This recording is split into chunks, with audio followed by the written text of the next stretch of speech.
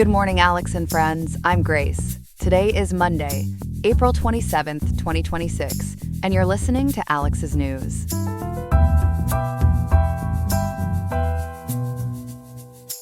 The weather in Riverside will reach a high of 68.2 degrees today, with a low of 52.6 degrees. It looks like a mild and comfortable day, so it could be a great time to get outside if your schedule allows. In our top story today, we are taking a deep dive into the education sector. Despite teachers earning salaries that are hitting record highs, we are exploring the reasons why those paychecks are still failing to keep pace with the ongoing pressures of inflation. We have a full lineup of other important stories to get you up to speed on what is happening in the world around you. All this and more coming up on Alex's News. Stay tuned.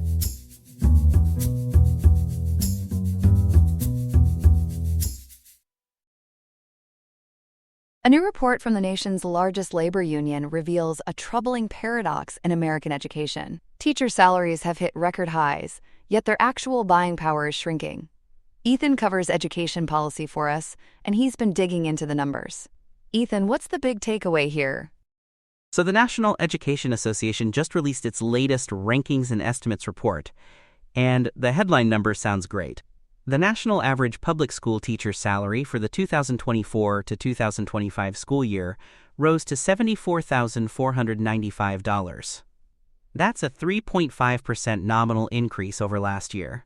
But NPR and North Country Public Radio both report that real earnings for teachers have actually declined by nearly 5% since 2017. In constant dollars, today's roughly $74,500 salary buys less than a $56,000 salary did back in 2014. So teachers are earning more on paper, but falling behind in real life. What does this look like for someone just entering the profession? It's even worse for new teachers. The national average starting salary has risen to $48,112, which is technically the largest nominal increase in 15 years. But here's the gut punch. That benchmark is still roughly $3,700 below 2008 to 2009 levels when you adjust for inflation. So a brand new teacher today has less purchasing power than a brand new teacher did nearly 2 decades ago. The NEA has pushed for a $60,000 starting salary floor.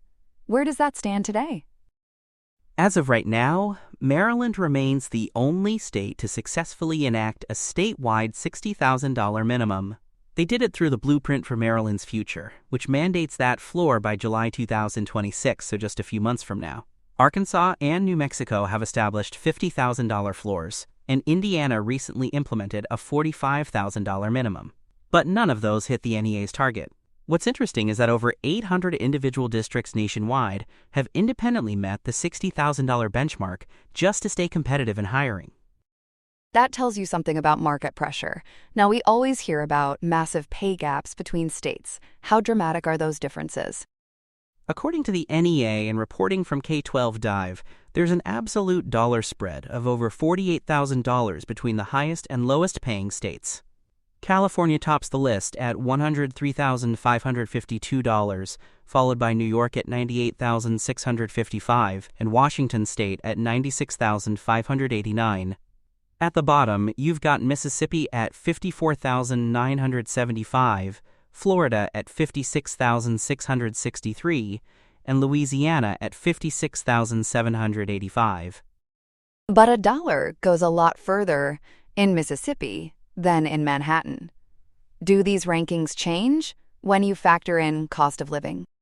They absolutely do, and this is where it gets really interesting. When you adjust for regional price parity, which measures cost of living differences across states, the picture shifts considerably. New York's $98,655 salary drops to an estimated purchasing power of $88,861. Meanwhile, Mississippi's $54,975 salary actually improves to a relative value of $61,516. So the real gap between the top and bottom is significantly narrower than the raw numbers suggest. What role does unionization play in all of this? It's a major factor. The NEA data shows what they call a union premium. Teachers in states with collective bargaining earn an average of $77,561. That's 24% higher than the $62,325 average in states where bargaining is prohibited or restricted. That's a gap of more than $15,000, and it holds up pretty consistently across the data. Courts have also forced some states to act on teacher pay. What's the legal landscape look like? The judiciary has been a game changer over the past decade. ABC News and NPR report that Washington state saw a massive 36% increase in teacher pay since 2017, and that traces directly back to the McCleary v. State of Washington decision. In that case, the state Supreme Court actually fined the legislature $100,000 per day until lawmakers fulfilled their constitutional duty to provide competitive salaries. New Mexico saw the Yazzie/Martinez ruling in 2018, which led to a tiered salary system ranging from $50,000 to $70,000. Kansas had the Gannon litigation that forced a funding influx districts use to raise pay. And Pennsylvania's 2023 ruling declaring its funding system unconstitutional is currently forcing a multi-billion-dollar remediation plan. But something significant just happened in North Carolina, right? A major reversal? Yes, and this one landed just 25 days ago. On April 2, 2026, the North Carolina Supreme Court dismissed the long-running Leandro v. State case. It was a 4-3 ruling that declared the judiciary lacks the authority to order the state to spend money.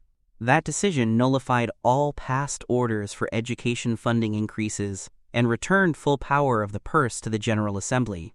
It effectively ended court-ordered teacher pay raises in North Carolina and could embolden other legislatures to resist similar judicial mandates. Let's shift to the broader compensation debate. There's a figure floating around called the teacher pay penalty. What is that exactly?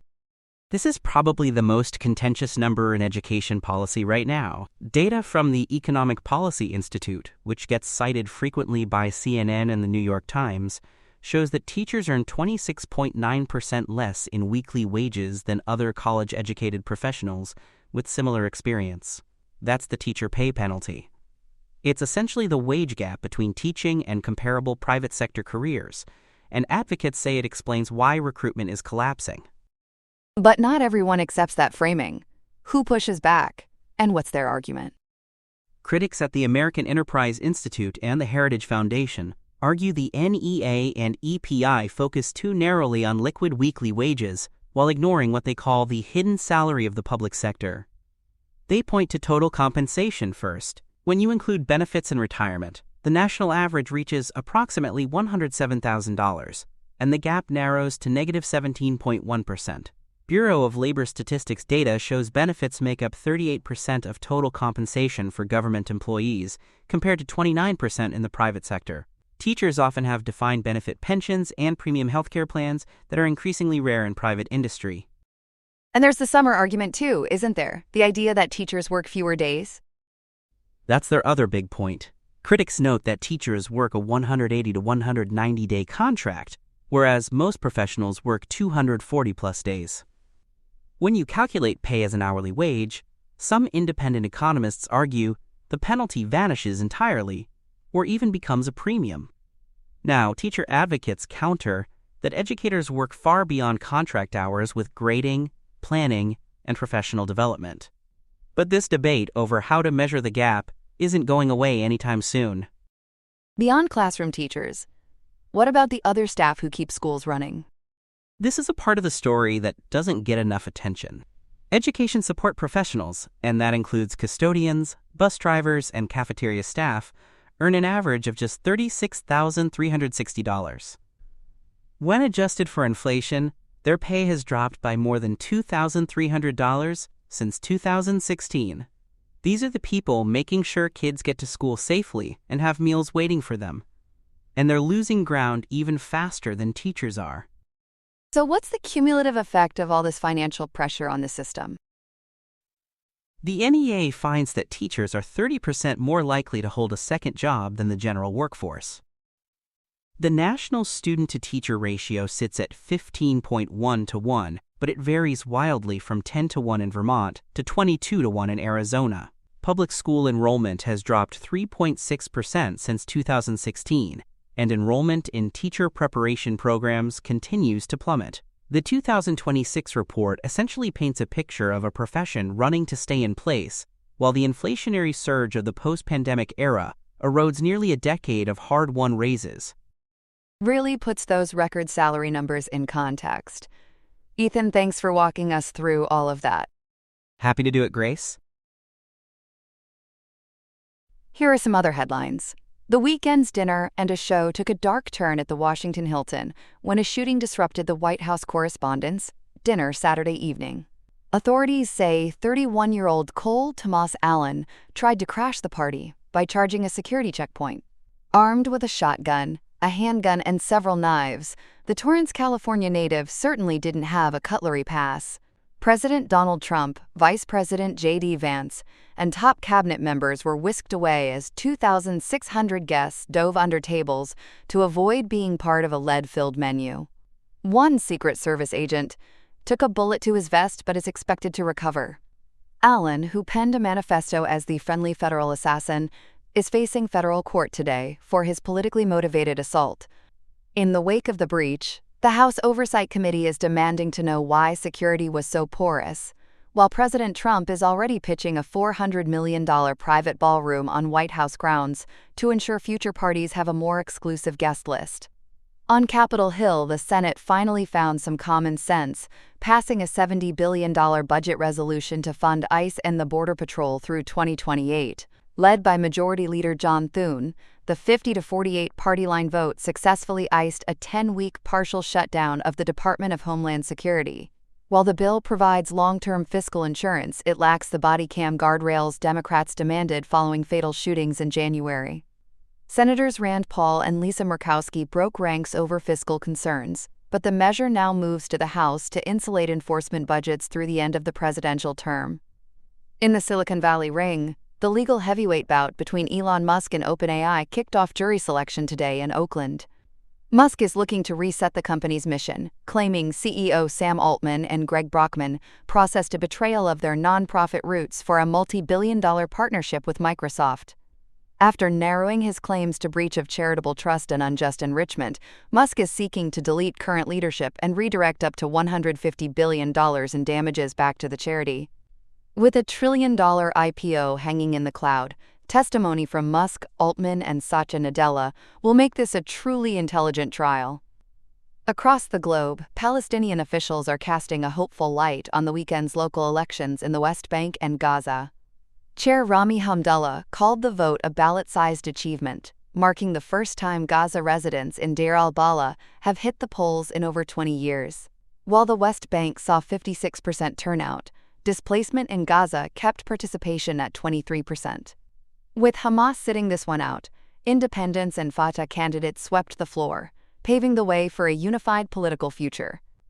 Finally, the British are coming to the capital as King Charles III and Queen Camilla landed today for a 4-day state visit. After a spot of tea, the King will reign in Congress tomorrow as the first British monarch to address a joint meeting since 1991. Between stops in New York to mark the 25th anniversary of 9/11 and a block party in Virginia for the nation's 250th birthday, the royals are hoping to bridge a special relationship strained by trade and NATO.